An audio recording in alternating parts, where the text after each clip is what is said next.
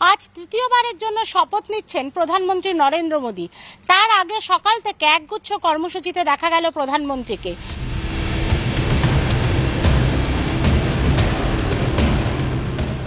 নরেন্দ্র মোদী 3.0 সরকার গঠন রবির লগ্নে সন্ধ্যা 7:15 নাগাদ মোদীর শপথ গ্রহণের আগে সকাল থেকেই নরেন্দ্র মোদী মনোনিবেশ করলেন শ্রদ্ধা জ্ঞাপনে।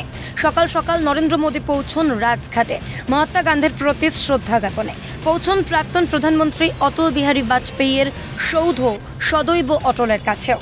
বাজপেয়ীর উদ্দেশ্যে শ্রদ্ধা জ্ঞাপন করেন মোদী। এখানেই শেষ নয়, মোদী এরপর পৌঁছন জাতীয় যুদ্ধ স্মারক বা ন্যাশনাল মিউজিয়ামেও। সেখানে পুষ্পস্তবক দিয়ে প্রার্থনার পর পরের কর্মসূচির উদ্দেশ্যে বেরোন নরেন্দ্র মোদী। নরেন্দ্র মোদীর সঙ্গে সকালে ছিলেন রাজনাথ সিংও। আশীর্বাদ চেয়ে নিয়ে শ্রদ্ধা জ্ঞাপন সেরে মোদীর কর্মসূচি ছিল হবু মন্ত্রীদের নিয়ে চা চক্র।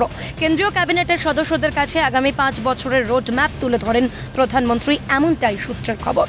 শপথ গ্রহণের আগে অমিত শাহের বাড়িতে চলেছে গুরুত্বপূর্ণ বৈঠক, উপস্থিত ছিলেন জেপি নাড্ডাও। সব মিলিয়ে ছুটির সকাল থেকেই জোর প্রস্তুতি, সাজো সাজো রব রাজধানীতে। রাইসিনা হিলসের অন্দরে জাঁকজমকপূর্ণ অনুষ্ঠান এবং দেশি বিদেশি অভ্যাগতদের উপস্থিতিতে পথ চলা শুরু নরেন্দ্র মোদীর নেতৃত্বাধীন তৃতীয় এনডিএ সরকারের। পশ্চিমবঙ্গ থেকে দুজন সাংসদ শান্তনু ঠাকুর এবং সুকান্ত মজুমদার তারাও হাজির ছিলেন এই চা চক্রে। চা চক্রে প্রধানমন্ত্রী নরেন্দ্র মোদী 2047 পর্যন্ত বিকশিত ভারত গঠনের উদ্দেশ্যে কি কি পদক্ষেপ নেবে আগামী 5 বছর এই সরকার এবং কিভাবে একসাথে সম্মিলিতভাবে এনডিএ সরকার কাজ করবে এবং দেশের উন্নয়নের দিকে এক এক পা করে এগিয়ে যাবে সেই বিষয়ে বক্তব্য রাখেন।